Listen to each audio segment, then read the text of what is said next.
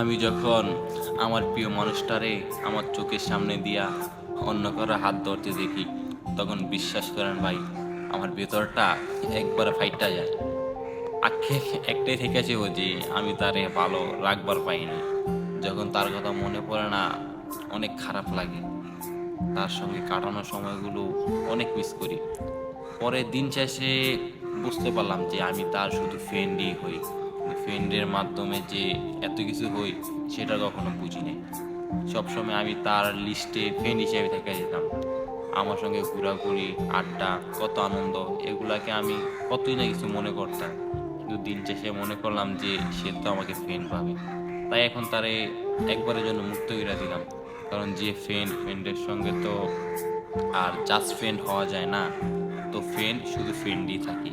তো দোয়া করি তুমি সবসময় ভালো থাকবা, সুখে থাকবা। আরে পাগলটার কথা মনে করলে মনে তো হইবই না, তারপর আমার কথা যদি মনে পড়ে, আমার খারাপ দিকগুলো মনে কইরা আমার ভুলে যাও।